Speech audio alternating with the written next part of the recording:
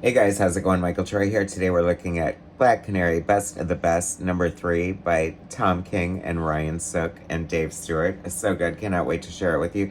Subscribe to my channel if you haven't already. Hit that like button and let's get right into it. I really love this cover. Ryan Sook is a great artist. It's funny because I realized looking at this for the first time and I'd never put two and two together, but very similar to Yannick Paquette, my buddy Yannick Paquette. I love his work so much. And I never really realized how similar the aesthetic is. You know, a lot of artists you can sort of put in a similar category to one another. And I often found them so individual in themselves, and now I'm kind of seeing some of the similarities in the way they approach like shading and figure work and things like that. Both beautiful, elegant artists, but I just had to put that in there. This cover is striking, of course. I love the way that the reflection is done here. Ryan Sook always has these like wildly imaginative covers that are like very collage oriented or very like visual effects kind of heavy that I really love. So this is a boxing, I think this is issue 3. This is a limited series. I believe there are 6 issues. It's basically a fight comic between Lady Shiva and Black Canary. They are fighting for big prize money. Behind the scenes, Vandal Savage is putting it together to give Black Canary a cure for cancer. Her mother, the original Black Canary, is dying of cancer. And so Dinah is going to take to the ring to fight Lady Shiva, and the cards are stacked against her. Ted Cord, the original Wildcat, is acting as a coach as well. The story goes back and forth, like between, the fight and sort of what led to the fight and her training for the fight. You know, it was funny because I was thinking of this and I was like, it's such a great story. The art is really beautiful. And I was like, but it's kind of like a boxing movie. I don't even really like boxing movies. But then I thought, like Million Dollar Baby, I love that movie. Or Rocky, like I love those movies. And they're boxing movies. So I guess if something is done well enough, it doesn't really matter what the genre is. I guess I do like boxing movies or boxing stories. I just hate kind of watching people get the shit beat out of each other. Anyway, it's kind of fun, like the techniques and like the things that she used to implement her training. The colors are gorgeous. I did want to say a special shout out to Dave Stewart. Dave Stewart is a class act, a huge professional, an amazing, beautiful artist who always brings his A game to every single project that he does. And he is always brought in on these big, high art level, projects where you have a great artist who needs a special colorist, and he always does an amazing job. So beautiful. Love the gag of Batman appearing out of nowhere in the forest, confronting Black Canary, wanting to know, you're a superhero. Why are you fighting Lady Shiva for money? I smell a rat. I smell a bat. Anyway, so it is very good. One of the things that annoyed me that I mentioned in my previous reviews of this is sort of like the rhymey, old-timey, like bada bada whipper patter of the boxing announcer. But I mean, that's a small gripe. I suppose it's authentic and it could be seen entertaining as part of the story. Isn't it just so gorgeous?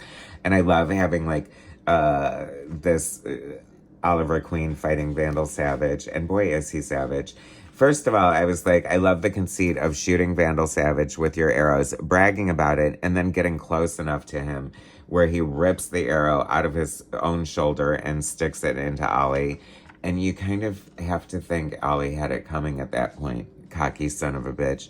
Anyway, love Vandal Savage so much. Love the JSA characters, like, mostly because of Infinity Inc. Like, I was never really, like, reading Justice Society or, part of the whole Golden Age thing. But I always loved the reference to it. And, I mean, who doesn't love Vandal Savage? Like, such a badass. But I also kind of thought it was funny that he brutally attacks Ollie, then Canary comes in to like arguably save his bacon, as she always does. And before she does, she's going to sit down and have a drink with Vandal Savage. And that's Savage in her own right. And speaking of Savage, Lady Shiva is just kicking the shit out of Black Canary here. And it's like so triggering for me. Like, I hate, I like, that's the hard thing. I love superheroes and I love the action and I love all of it. But I don't know. Sometimes the brutality is a bit much, especially in a boxing type scenario. So you have old Canary, new Canary in the barn training for the boxing match, having to explain to Batman what's happening. And she's like, you know what? Why don't you do us a real favor here? And he's like, no. And then, of course, he has to be like, yes. But then, once again, Shiva just put the smackdown on Canary once again. She is playing with her like a cat plays with a mouse before it kills it. And like I said, it's brutal. Love this shot of Ted. Like, he's had it. He lunges into action. I was like so upset at this point, but then I got so excited because this is exactly what I wanted to see. I wanted to see him fly over here, and I wanted to see him like kick the shit out of Lady Shiva, or at least get in a few good whacks before, of course, she does the inevitable smackdown on him, which was once again brutal, and I hate it. Wearing these little Chinese ballet slippers to like basically curb stomp him without a curb. Beautiful art, beautiful layouts. It feels very cinematic. I mean, it just, I can't, is this not a Black Label book? How can this not be a Black Label book? It is just so gorgeous. I almost wish for a larger format. You know me, I always want like the bigger art. You know, Dave Stewart does bring so much. I think there's an economy of line that Ryan Sook has that makes it look so beautiful. And he has this great way of shading and knowing how shadows work. Like, sorry to use such a TNA example, but like just the way her butt muscles, her glutes are shaded here, like it almost has like a, you know, I think art always looks more realistic if there's like photo reference or something like that. And he has a way of pulling it off, I think, without using a lot of heavy reference. So I think that's like definitely one of his skills. And I have to say this, nothing is better than a shirtless Batman where he keeps the cowl on. Like, I guess they don't know his secret identity at this point. It's always so, like, up in the air. Like, I never know which continuity we're in. I never know who knows what. I never know pre-crisis, post-crisis, New 52. It's all very confusing.